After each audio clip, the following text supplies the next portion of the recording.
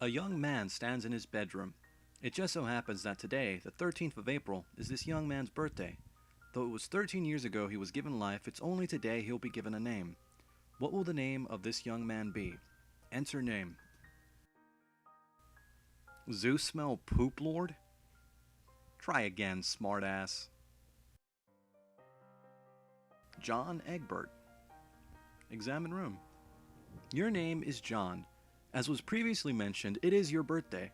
A number of cakes are scattered about your room. You have a variety of interests. You have a passion for really terrible movies. You like to program computers, but you're not very good at it. You have a fondness for paranormal lore, and you are an aspiring amateur magician. You also like to play games sometimes.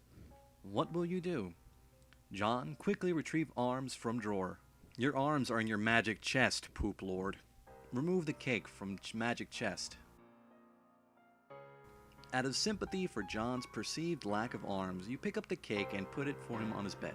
John, quickly retrieve arms from magic chest. You retrieve your fake arms from the chest. You use these for your hilarious antics. You capture log them in your Silodex. You have no idea what that actually means though. There are other items in your chest. John, examine contents of chest. In here you keep an array of humorous and mystical artifacts, each one a devastating weapon in the hands of a skilled magician or a cunning prankster. You are neither of these things. Among the artifacts are 2 fake arms, currently captulogged in your Silodex, 1 pair of trick handcuffs, 1 stunt sword, 1 magician's hat, 1 pair of Beagle Plus glasses, several smoke pellets, several blood capsules, and 1 copy of Colonel Sassacre's daunting text of magical frivolity and practical japery, and 1 copy of Harry Anderson's Wise Guy by Mike Caveney. Some of this stuff may come in handy at some point. For now, you decide to just take the smoke pellets. John, capsulog those smoke pellets. You stow the smoke pellets on one of your capsulog cards in your Silodex. You still aren't totally sure what that means, but you're starting to get the hang of the vernacular at least. You have 2 empty capsulog cards remaining. John, equip fake arms. You aren't totally sure if equip is a verb copacetic with the abstract behavioral medium in which you dwell, but you give it a try anyway. Unfortunately, you cannot access the fake arms. Their card is underneath the one you just captulogged the smoke pellets. You have to use the pellets first in order to access the arms, but this is probably unadvisable since you just make your room lousy with smoke. Your Silodex fetch modus is currently dictated by the logic of a stacked data structure.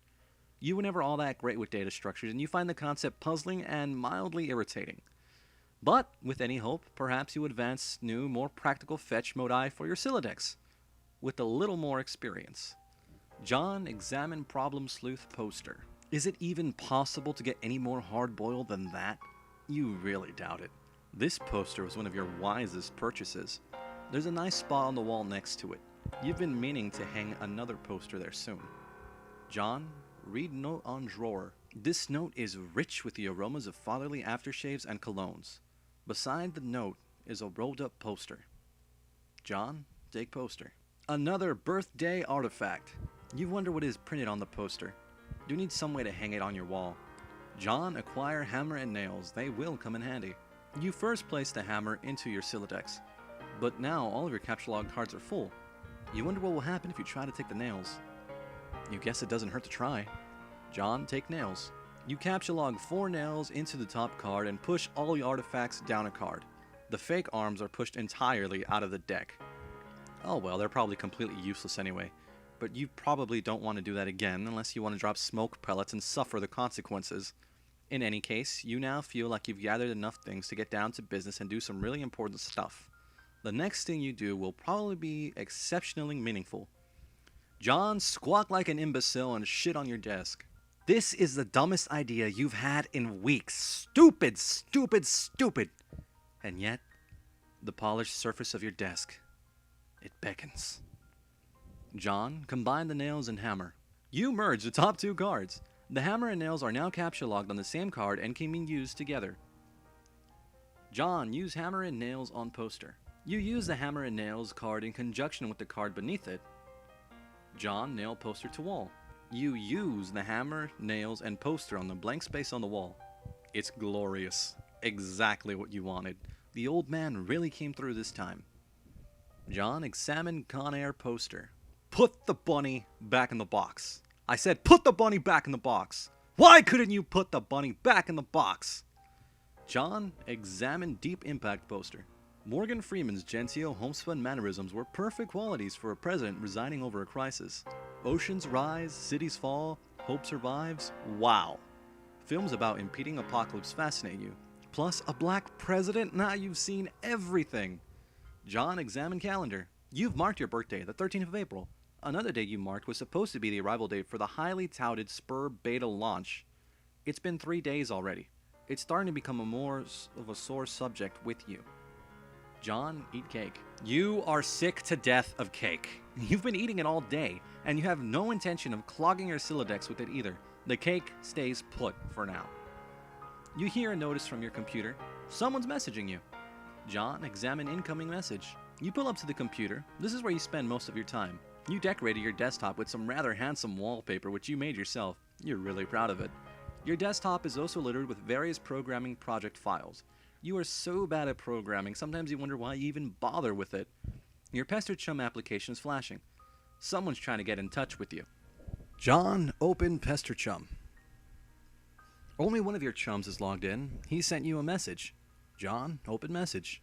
Hey, so what sort of sweet loot did you rake in today?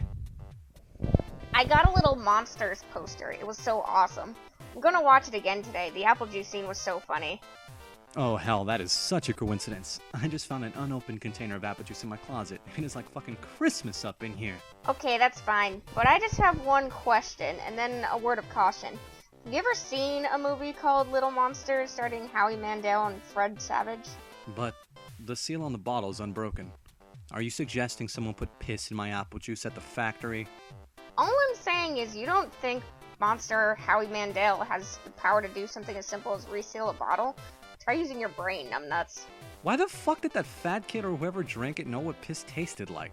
I mean, his reaction was nigh instantaneous. It was the 15th day in a row Howie Mandel peed in his juice. Okay, I can accept that. Monster B-list celebrity douchebags are cunning and persistent pranksters. Also, Fred Savage is a really punchable face. But who cares about this? Let's stop talking about it. Did you get the beta yet? No. Did you? Man, I've got 2 copies already. But I don't care. I'm not gonna play it or anything. The game sounds boring. Did you see how it got slammed in Game Bro? Game Bro is a joke, and we both know it. Yeah. Why don't you go check your mail? Maybe it's there now. Alright. John, look out window. You see the view of your yard from your window. Hanging from the tree is your tire swing. In a kid's yard, a tree without a tire swing is like a proper gentleman without a monocle. That is to say, he can hardly be considered a terribly proper gentleman at all. And there beside your driveway is the mailbox. John, examine mailbox. The little red arm swingy dealy thing or whatever it's called is flipped up. What the hell is that thing called anyway? You do not have time for these semantics. The red flippy liver things means you have mail. And that means the beta might be there. John, go outside and check the mailbox. You're about to hurry downstairs when you hear a car pull into the driveway. It looks like your dad has returned from the grocery store. Ah, great. He's beating you to the mail. John, forget it. Check the mail later. If you go downstairs to get it, you will likely monopolize hours of your time. You decide to chill out up here for a while until the dust settles. Sometimes you feel like you're trapped in this room. Stuck, if you will. In a sense which possibly borders on the titular. And now your chum is pestering you again. The clockwork of friendship turns ceaselessly, operating the swing lever dealies of harassment in perpetuity. Whatever, the dude can just hold his damn horses. Examine games on CD rack. You've put countless man-hours into this assortment of quality titles. John, read Colonel Sassacre's daunting text. You decide to consult with the Colonel's bottomless wisdom. Good grief, this thing is huge. You could kill a cat if you dropped it. But to really dig into this hefty book, you will have to capture log it. You're not sure you are ready to logjam your other artifacts beneath it just yet. John, capture log fake arms again. What did you just say? You don't want to clog up your... Ah, Jesus. In a momentary lapse of concentration, you accidentally capture log the arms again. John, set Pester Chum status to bully. You don't think the situation is quite dire enough to go all the way to rancorous, but you still feel the Pester Chum client should reflect your mood change in some way. Bully will have to do, you guess. This unsurprisingly does nothing whatsoever. Alright, you forgot your chum's still pestering you. John, answer chum. Is it there? Please say yes. Maybe you could play with TT. She's been pestering me all day about it. She's macking on me so hard all the time I start to feel embarrassed for her. I mean, not like I can blame her or anything. Yeah, it is understandable because you are really attractive. I am attracted to you. Thank you. JK, haha. No, I don't have it yet. My dad has the mail, and I guess I have to go get it from him and see if it's there. And I've been really busy spending all afternoon shitting around with my stupid Silodex. It's so frustrating. What's your modus? What? How do you retrieve artifacts from it? Oh.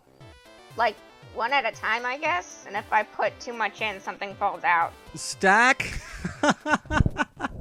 What's yours? Hash map. My bro taught me a few tricks. He basically knows everything and is awesome. What the hell is that?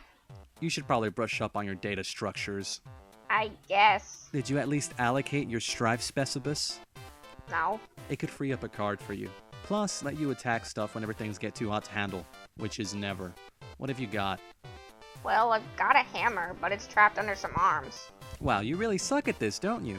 Just get rid of the arms, then allocate the hammer to the specibus. How? I don't know, just use the arms on any old thing and see if it works. John, combine fake arms with cake.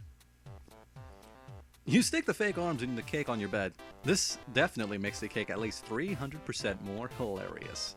You're sure Colonel Sasker would know the precise index of elevated hilarity. John, allocate hammer to strife specibus. You check the back of your strife specibus for the kind abstratus you have in mind for it. John, select hammer. Your strife specibus has been allocated with the hammer kind abstratus. The hammer has been moved from your caps lock deck to your strife deck. John, report progress to TG. Okay, I did it. Hammer kind? Yeah. Okay, that will be the permanent allocation for your specibus. I guess I should have mentioned that. Hope you like hammers, dude! Yeah, that's fine, I guess. I can't imagine it's going to be all that relevant.